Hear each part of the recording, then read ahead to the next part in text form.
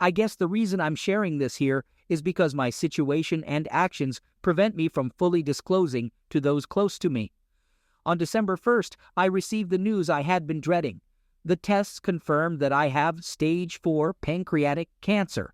So this will be my last holiday season. I've come to terms with it, and I'm at peace with what's to come. I've lived a fulfilling life, and I know my loved ones will be taken care of. Since I am a private person, my wayward wife, Jane, is unaware of my tests. I didn't want to worry her until I had answers, so I decided to go home early to have the talk. It's not something I want to do over the phone or through text. Well, as you can probably guess, my life changed even more that afternoon. When I arrived at the house, I noticed one of my business partner's car in the driveway. It was flashy and expensive, with a personalized license plate. This was completely unexpected and unusual. I checked the home camera system on my phone and realized it was in privacy mode, not recording, so I decided to leave it as it was and drove off to my farm property. Now, our camera system is primarily for safety purposes, and I rarely check it unless there's a reason for concern. However, I also enjoy using the outside cameras to observe wildlife and watch storms passing through. Just for my own satisfaction, I set up a separate video recorder years ago to store the camera footage locally. I don't have access to that storage on my phone. So, when I was at the farm, I turned on my computer and accessed the other server to confirm what my instincts were telling me. And sure enough, there they were on the recordings, snuggling in the living room, enjoying wine, dancing, and then heading to the bedroom suite. It seems they left the doors open because the microphone picked up their activities after they moved out of the camera's view. Considering the limited time I have left, I wanted to find answers.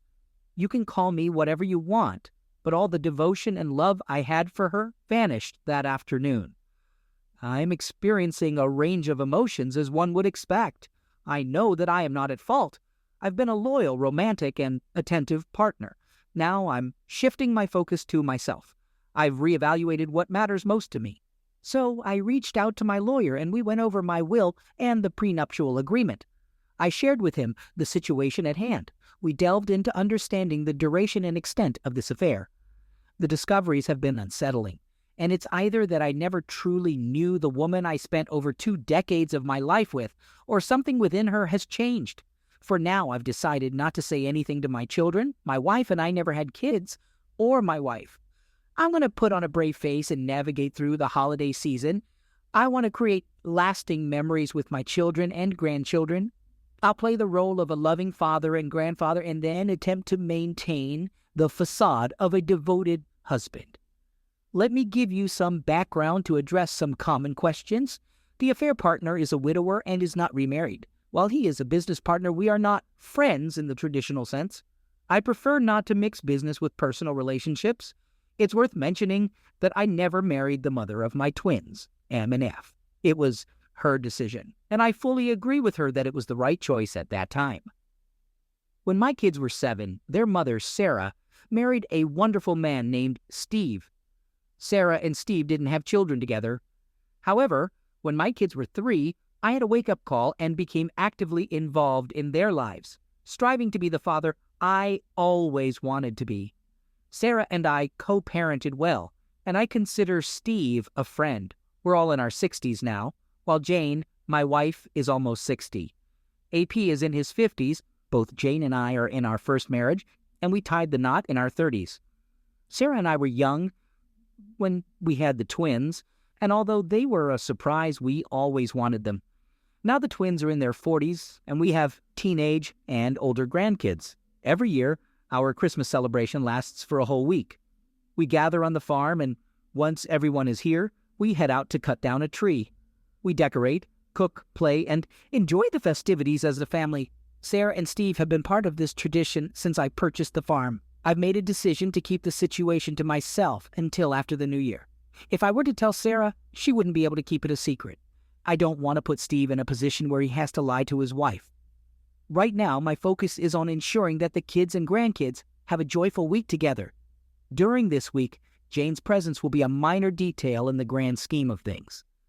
To be honest, I don't really care about her as much as I care about the rest of the family. The financial aspect is quite intriguing. Jane and I met and got married when we were both well established in our careers and financially secure. She had a good job with an excellent pension plan. On top of that, she had received 2 inheritances that were placed in a trust. From the beginning, we agreed not to disclose our entire net worth to each other, mainly because she insisted on it. We also have a prenuptial agreement that states any property or trust established before our marriage, as well as any income generated from those assets, is not considered shared property. Again, this was at her insistence. Now, I am the one providing both properties, including housing and utilities. I cover the expenses for travel, food, and fuel. Essentially, I support her entirely. As for her income and wealth, she spends it on herself. She buys her own car, clothes, takes personal trips, and even gets cosmetic surgeries. On the outside, she may appear beautiful, but her actions have revealed her ugly side. A few days after receiving my diagnosis, I made the decision to retire from the nonprofit organization. Once I announced it, I noticed that Jane seemed a bit uneasy. I can understand why. With my retirement, I'll be around more often. Tomorrow will be my last day of work, and from then on, I'll be focusing on spending time with my family. I shared the camera server information with my lawyer and gave him access from his office. So I don't know if they had any more activities, but I wouldn't be surprised if they did. At this point, I honestly don't care anymore. I know who I am and what I'm worth, and this other person, AP, is a significant downgrade. Despite AP's flashy lifestyle, I prefer to keep things low-key. I drive a 15-year-old pickup truck, enjoy wearing jeans, t-shirts, and coveralls in the winter. What I do know is that AP doesn't possess anywhere near the wealth that Jane believes he does. How do I know? Well, since the trust has invested in his business, I receive quarterly financial reports. I don't disclose the exact amount of my wealth to anyone except my accountants. But let's just say that the trust has been growing for the past 30 years. I live a modest life, and there's enough there for my great-great-grandchildren to enjoy the farm and have their education taken care of. Once Jane realizes what she's lost, it will be her own reckoning. I just won't be there to witness it. December has been quite busy with our usual social engagements on the weekends. AP was present at one of the parties, and it was tough not to keep an eye on Jane and him. I don't think I was caught. With all the busyness and wrapping things up at work, I've managed to hold myself together more easily. Jane hasn't shown any signs that she knows I'm aware of the truth. It's not something I'm proud of, but I still sleep in the same bed. I've been selfish with her lately, feeling like I'm using her. However, it turns out she's been using me for a significant part of this year. I'm not as honorable as some of you may think, and I despise this small amount of deceit. So please don't worry about Jane getting everything, because she won't. The trust is in capable hands, and I've provided detailed instructions on how it should be managed. I've made plans in case my health deteriorates sooner than expected, or if I pass away unexpectedly. I've also made arrangements for in-home care when it becomes necessary, but Jane will not be my caregiver. If I become unable to make decisions, the lawyer will inform Sarah, Steve, and the kids while blocking Jane from contacting me. All important documents, valuable items, and such have been relocated to a secure place. Lastly, I've begun writing letters to each family member, including Jane, and it's been more challenging than I anticipated. Update. Mission accomplished. We had an amazing drama-free holiday week, and I've successfully made it to 2023. Here are my observations about WW and this week. Honestly, I think this is the first time she stepped out and had an affair. Being with all of us this entire week seems to have taken a toll on her. It's funny how things start to make more sense when you know something is going on. She was being secretive with her phone, frequently stepping out of our family gatherings to get some air. The best part was when she claimed she needed to run into town, and one of the grandkids wanted to join. The way she twisted and turned to avoid taking the grandkid with her was something to behold. I have to admit, I played along a bit by asking why she couldn't take them. So the affair is still ongoing. Now that I'm retired, she's asking me about my plans for the day or week. I go ahead and tell her, and then I ask her about her plans. Later this week, I'll suggest meeting up for lunch since we'll be in the same area according to our plans, just to mess with her. I guess it's true what someone said in another post. Unpredictability is the cheater's worst enemy. This morning, I had a meeting with my lawyer. I made some decisions and asked him to prepare the necessary documents. I replaced my temporary will with a new permanent will, which has been signed and should not need any further changes. In anticipation of everything going haywire, I had him draw up divorce papers based on the prenup and the evidence of the affair. According to those papers, she will receive nothing except for 25% of our shared assets, which mainly include household items and furniture. I will keep all of my liquid assets, retirement funds, and things I purchased with my own money. If I push it, she will also be required to pay alimony. I have signed the papers and put together a packet containing all the evidence of the affair, which I am keeping in case I decide to use it. I have sold my loan to the trust, and I will allow the trustees to convert it into shares in AP's company. Speaking of the trust, I have made a decision on how I want it to be managed. I will step down as a trustee and become a 1% trustee. The majority of the trusteeship will go to the twins, and the remaining portion will be given to the 4 grandkids. Sarah and Steve will act as proxies for all the grandkids. Once each of the kids reaches the age of 24, the trusteeship will be transferred from Sarah and Steve to the respective grandkid. If there's a remaining fraction, Sarah will receive the additional share, vote, or value. I've scheduled a meeting with the kids, Sarah and Steve, for next week. I plan on disclosing everything to them at that time. They will need to sign documents, and it's only fair that they understand why I am making these changes. Once this process is completed, my personal worth will consist of my liquid assets, personal belongings, and the money from AP's loan. Even in the worst-case scenario, Jane will receive very little compared to the assets and value held in the trust. Over the next few weeks, I will distribute the few personal items that I want to pass on to the kids and grandkids. Those items are already stored in a secure location accessible by my lawyer. Well, just to be clear, I'm not putting up a fight against my condition. I'm letting nature take its course. Thankfully, I haven't experienced any negative side effects from treatments. However, I did notice that I've been getting tired more easily this week, and my family has also picked up on it. I brushed it off as a sign of me getting older, just playing the role of the typical old man. The persistent cough I have is what initially raised concerns and led to the diagnosis of lung tumors. I passed it off as a lingering cough. Once other complications arise, I anticipate a rapid decline in my health. But by that time, everyone will be aware of the situation. I appreciate all the well wishes regarding that aspect. My plan is to cherish the time I have with my family. Planning a big trip that accommodates everyone's schedules would be challenging. That's why this week was so important to me. It was the last opportunity for me to spend an extended period of time with all of them together. I'm considering a small trip for myself, but we'll see.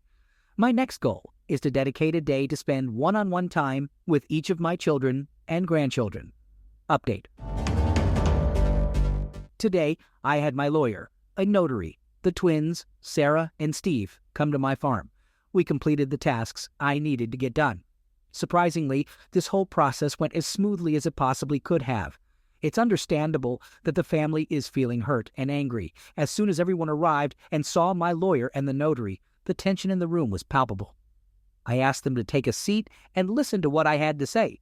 Once I finished speaking, they were to sign the papers. After that, I would address any questions they had. They were all aware of the trust's existence.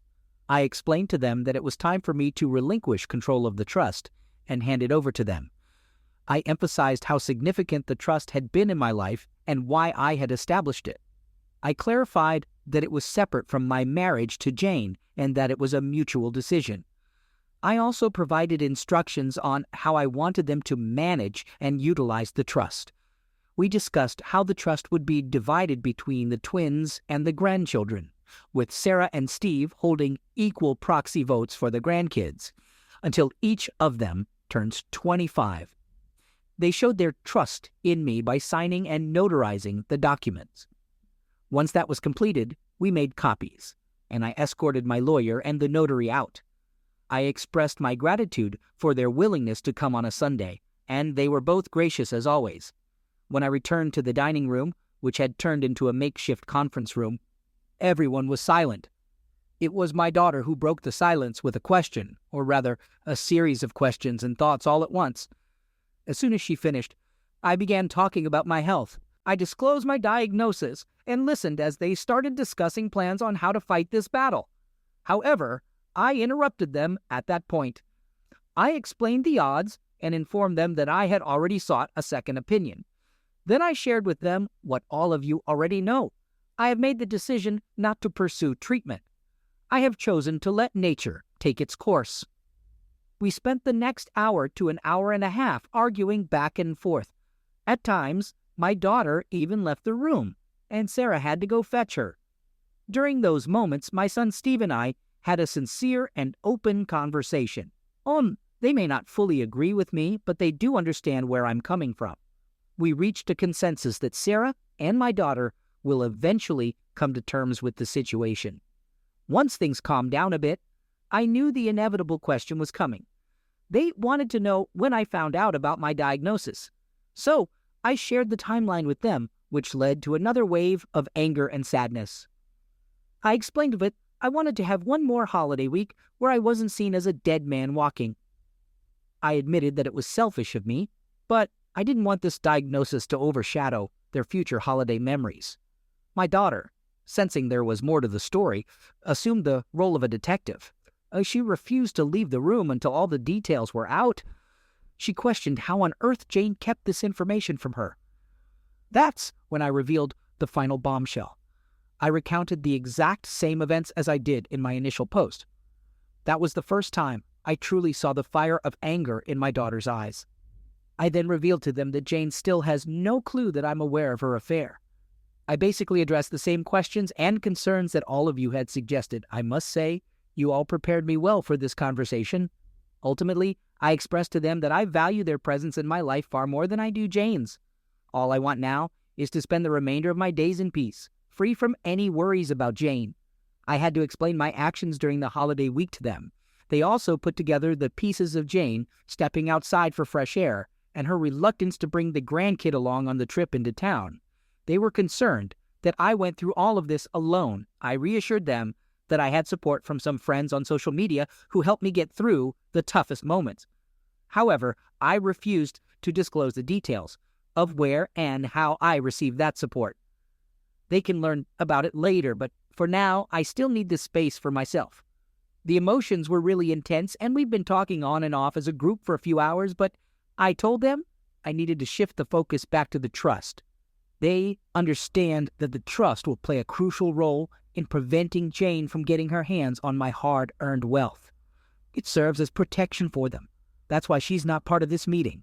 Having said that, I then proceeded to share the financial details of the trust. I'm pretty sure they all viewed the trust as a way to avoid taxes or simply safeguard assets in a marriage where the children are from another woman.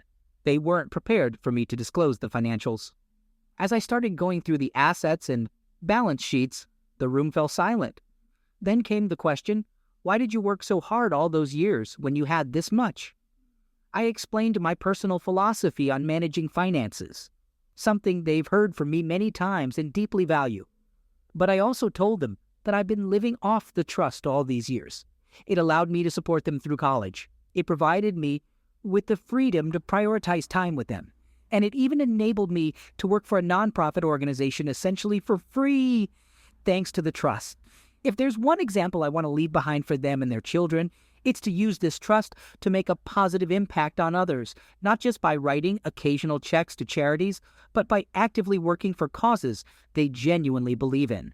In my time working with this nonprofit, I've accomplished much more through training others and building relationships than simply writing a check could ever achieve.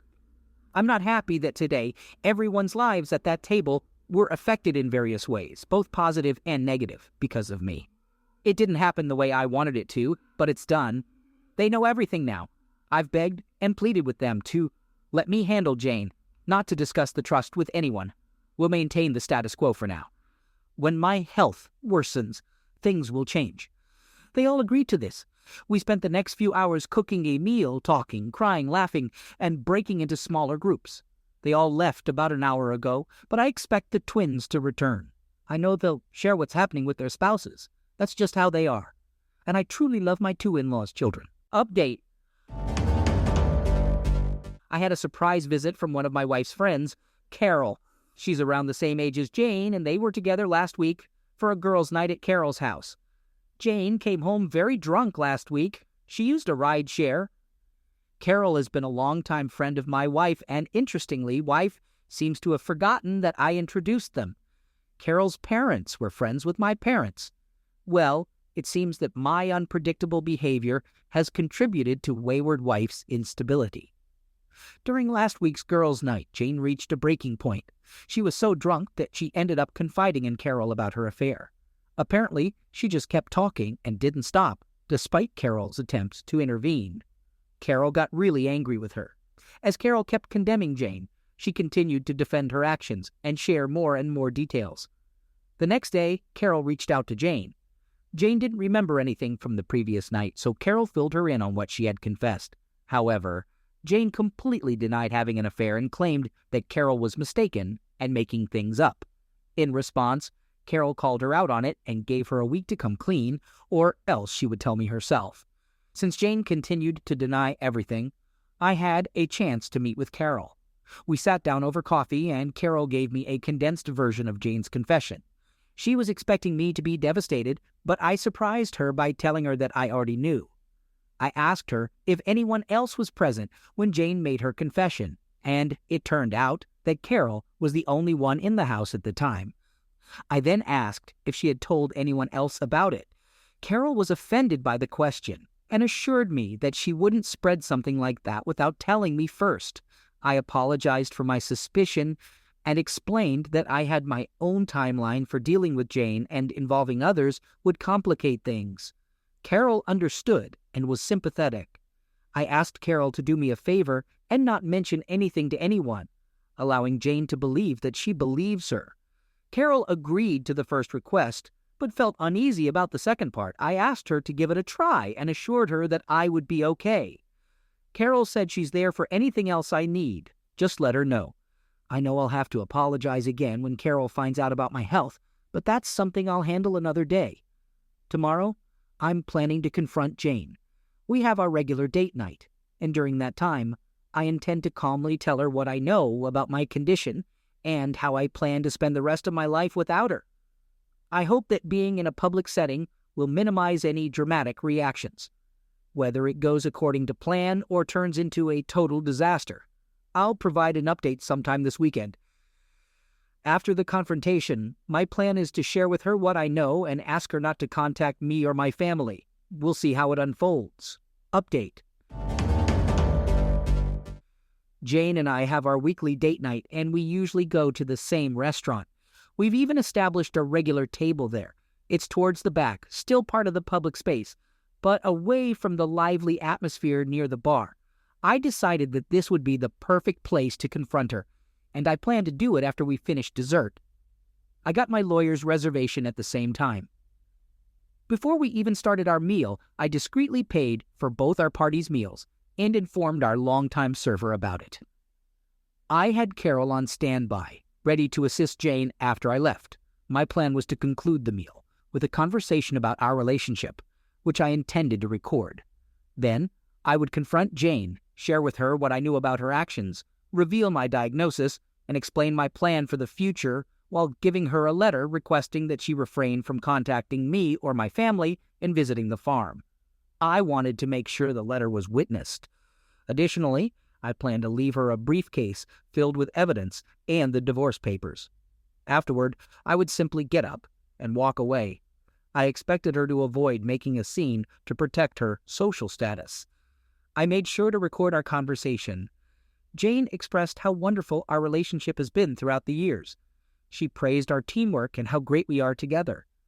I then asked her if I've treated her well and if I've ever mistreated or hurt her in any way. She responded with a definite no. Next, I confronted her about why she cheated on me. She claimed ignorance about what Carol may have told me and insisted that Carol was mistaken. I informed her that I had already known about her infidelity, even before Carol mentioned it. In that moment, it seemed like Jane's prepared defenses crumbled, and her face lost its color. All she could do was ask, "What?" I asked her to let me speak without interruption, and she nodded in agreement, visibly shaken. The confident and proud woman she was moments ago seemed to transform into someone startled, like a deer caught in headlights. All she could do was nod in response to what I had to say. Then I explained how I hurried home after my appointment with the doctor, knowing I had to have the toughest conversation with the one person I needed to talk to. I described how, upon arriving, I noticed his car parked outside. I checked the surveillance cameras and saw that they were set to privacy mode. That's when I made the decision to head to the farm. I assured her that I still had video evidence, and she was about to interrupt with a question on how, but I raised my hand to signal her to let me finish. I proceeded to reveal my diagnosis and my decision not to fight the illness. I saw the sadness in her eyes, and it frustrated me. How could she feel sorry for me? Nevertheless, I carried on. I then motioned to the waitress, who went over and fetched my lawyer. Both of them joined us at the table. My lawyer handed me a briefcase and a folder containing a letter. I told her that I didn't want her to reach out to me or my family or come to the farm after I left that night. I signed the letter and asked the server to witness it. The server and lawyer stood witness as I handed the letter to Jane, and then I thanked and dismissed them. Afterward, I gave the briefcase to Jane, making it clear that I knew far more than she anticipated. I shared my devastation and revealed that the briefcase contained divorce papers already signed by me, which she could sign to initiate the divorce process. I explained that I didn't expect to survive a contested divorce and that she could continue staying at our home in town as long as I'm alive. Meanwhile, I would be at the farm, and I emphasized that I wouldn't be seeing her after tonight. I made it clear that I didn't want to hear any excuses and informed Jane that I had called Carol to assist her in getting home. True to her character, Jane maintained her composure in public. She managed to utter a quick but I reminded her that I was leaving and that I was done. I approached the server and left her a generous tip, then sought out the owner of the restaurant to apologize for not giving him a heads up about the situation.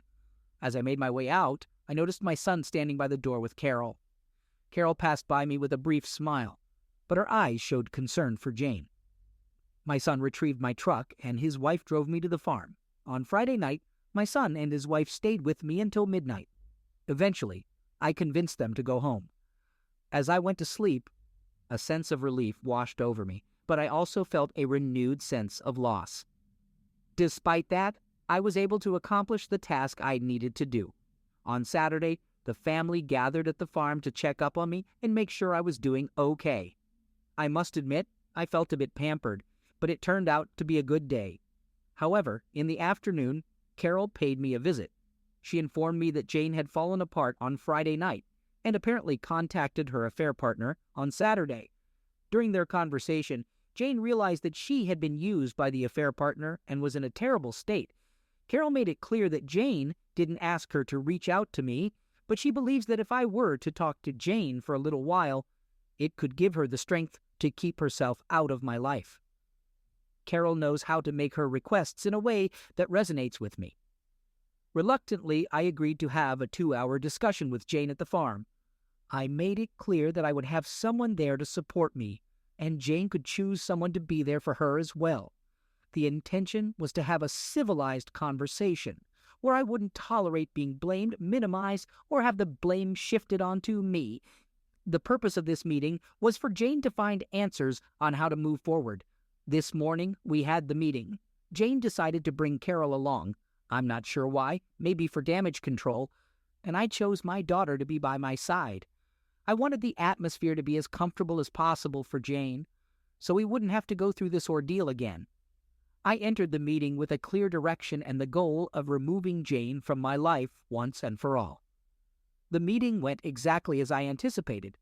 Jane cried, apologized, and tried to downplay the affair. I wasn't buying any of it.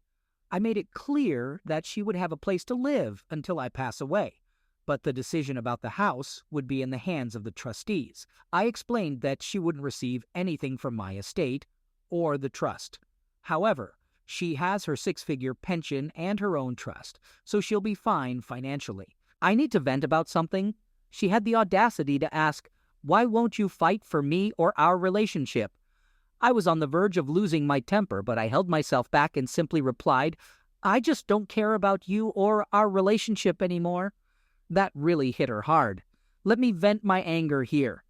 This is the mindset of a selfish cheater. They only care about themselves. Even after ruining someone's life, they still expect that person to fight for them. Screw that. I wasn't worth fighting for against her own desires and greed. Screw her. Sorry for the rant. Jane got the answer she wanted, but looking back, she probably didn't actually want them. I don't want any more meetings. They just distract me from what I need to do. Jane and Carol left, but Carol came back a couple of hours later. We had a quick chat. It turns out the other person involved in the affair received a notice from the trustees. They're planning to convert the loan into shares of his company. Since the trust will be the majority owner, they're requesting a thorough forensic audit. My daughter, who has an MBA, wasted no time in taking action. Well, it seems that when Jane sought comfort from him, she realized what I already suspected. He was using her to see if she could buy the loan from me. There were some offhand comments in the recordings that made me suspicious of his intentions. Now, with the paperwork filed, him knowing that I sold the loan to the trust and Jane no longer in my life, she's no longer useful to him, and he made that clear to her. It turns out Jane also shared with Carol that her trust fund has run out. She'll only have her pension income to rely on. She believed life with AP would be more glamorous than with me. She genuinely thinks he's wealthier than I am. He drives fancy cars, dines at upscale restaurants, flies first class, while my husband works on his farm, drives an old truck, and we fly economy. She had been planning to divorce me when he expressed his eternal love and desire to marry her. It sickens me to see how greedy and shallow she is. I won't be around to witness it, but I expect my family will let her know how much I was worth after I'm gone. I'm grateful that her true colors were revealed now, so I could deal with her and spare my family from her. Then Carol surprised me with something completely unexpected, catching me off guard. She told me that since I'm no longer tied down, if I ever need companionship, I should give her a call. I questioned her, wondering why any woman would want to spend time with me given my diagnosis. I thought there was nothing long-term to offer. She replied that just because Jane was ignorant and didn't appreciate what she had, it doesn't mean that other divorced or widowed women wouldn't be lining up to spend the time I have left with me. She insisted that I'm an incredible man, and any time spent with me would be treasured. According to her, there would be plenty of women eager to be in my company, and she might as well be first in line. I raised a concern, saying, "But most of them won't know that Jane and I are separated, right?" She assured me that Jane doesn't want the social circles to know, but she and Sarah would make sure the truth gets out. I thanked her politely and said I would consider it. She smiled and gave me a kiss on the cheek. After she left, I pondered the offer, but I'm pretty sure I don't want that kind of complication in my life right now. Overall, I'm doing okay. It's been a wild ride to say the least. Right now, I just need a few days of peace and quiet. Soon enough, the social circles will find out about both the end of my marriage and my diagnosis. Then I'll have a never-ending flow of people sending me their well wishes. I knew I couldn't avoid it forever, but I don't want to be treated differently. However, life is what it is. Update. Let's talk about Jane. She's disappeared from the scene. Her reputation in the community has taken a nosedive. Once people found out about her actions, she was politely pushed to step down from her leadership positions. Her social circle has been pretty harsh on her, openly questioning if she pursued their husbands. She's made a few attempts to reach out to me, but I haven't responded. A couple of times it was through intermediaries. I simply asked the person to let her know that I've said everything I needed to say and that I know all I need to know. I honestly don't care if she's seeking closure. Why should I be concerned about her selfish need for that? She knows exactly how I feel because I made it clear to her. Some of the details of the affair. It lasted for at least 6 months, during which they went on 3 trips together. On one trip, they acted like newlyweds. On another, they celebrated a 20-year wedding anniversary. And on the last one, they coincidentally stayed at the same hotel. It seems like role-playing was part of their dynamic. She chose to use my house because she felt comfortable there. Plus, it's secluded from the road, making it hard for people to see the cars in this driveway. She even bought herself a second car and kept it in a town parking garage. When she visited the AP's house, she would swap cars so that no one would recognize her vehicle. She was really worried about how people in her social circle would perceive all of this, maybe to avoid getting caught by me. Her actions alone demonstrate the great lengths she went to for this affair. These efforts only strengthen my convictions about how I feel and how I handled the situation. I have no regrets about what I've done. The drunken confession to Carol wasn't solely because of my unpredictable behavior. It turns out that as soon as the trust received the notice about me selling AP's loan, he started distancing himself from Jane. I guess the pressure of almost getting caught and AP losing interest in her made Jane get drunk and spill everything to Carol. You can imagine what happened next. To me, it's pretty obvious that AP had ulterior motives for being involved in the affair. But that doesn't excuse Jane even a little bit. It just makes her even more pathetic. It seems like AP wanted Jane's help with his loan from me, and Jane wanted a lavish lifestyle with AP's money. It's interesting how two unscrupulous people are drawn to each other. If all of us decent folks let the despicable ones pair up, maybe we can find better partners. I apologize to those who believe in working on reconciliation out of loyalty. It just wasn't the right path for me. AP is pretty unhappy about my daughter's intentions, and it seems like he'll try to stop her in court. The only thing he stands to lose is more money. I've heard rumors that he's been trying to gather funds from other investors to pay off the loan, but unfortunately for him, news of his actions has already started circulating among my business contacts. Remember when I said it's about investing in individuals, not just companies? Well, there aren't many people interested in investing in him. I'm not sure what my daughter has planned for his company, but it employs a decent number of people, so she'll work hard to ensure its continuity for their sake. I think she's concerned that AP might have something shady going on in the company's financial records.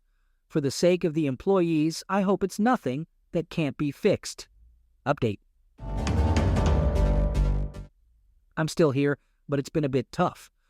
I'm back home now, but I did spend a few days in the hospital. I was found unconscious, but thankfully I was still breathing, so they took me to the ER. Even though I have a do not resuscitate order, I never actually passed. I've always had a strong dislike for hospitals, but now with my diagnosis, I really hate being there. I don't want my life to end in that place. I've been back home for a while now, but I can no longer drive off the farm. They don't want me driving even on the farm. But I'm determined to keep doing my chores and enjoying the beauty of the sunrise and sunset for as long as I can. I also have full-time home healthcare workers, or as I jokingly call them, babysitters. But I don't want to argue with my family about that decision. Basically, I don't remember anything until I woke up in the hospital. Most of my family and Carol were in the room with me. By that time, I was stable, and the doctors just wanted to observe me for a day or two and run more tests to be certain. Throughout almost the entire time, I had either one of my twins, Sarah or Carol, by my side. There was one night when nobody was with me, and I woke up to find Jane in my room. I guess she pulled the wife card on a duty nurse that did not know not to let her in. I was tired, but she put on a show, acting sweet and devoted. I have no idea why, but when I realized she was holding my hand and stroking my head, I pulled away. She was hurt by that. Then she started apologizing, saying she didn't mean the things she said to him, that she was just using him, and so on. I just sat there without responding. That upset her even more, and she demanded that I talk to her. She raised her voice just enough to get the nurse's attention. The nurse noticed Jane's behavior and my discomfort. The nurse handled it smoothly. She told Jane to wait outside because she needed to perform some routine checks. Once Jane was out of the room and the door was closed, the nurse asked me if I was okay. I explained to her that Jane is my ex-wife, and there should be notes in my file stating that she is not allowed to visit.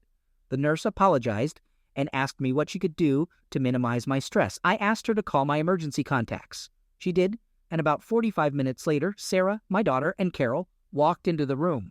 By that time, Jane had returned but was speaking quietly, still spewing her nonsense. Once Jane saw them, she knew it was time to leave.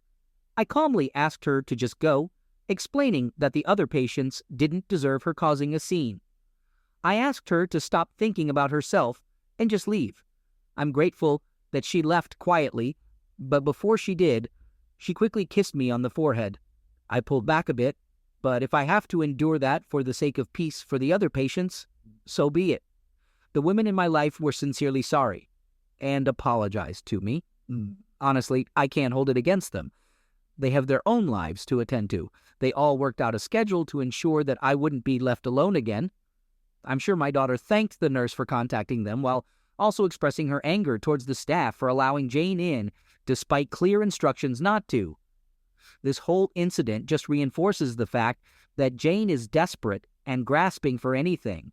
I'm not someone special to her. She only sees me as a means to stay afloat. Every time I interact with Jane, I can see how dark and empty her soul truly is. AP is still the same moron he always was.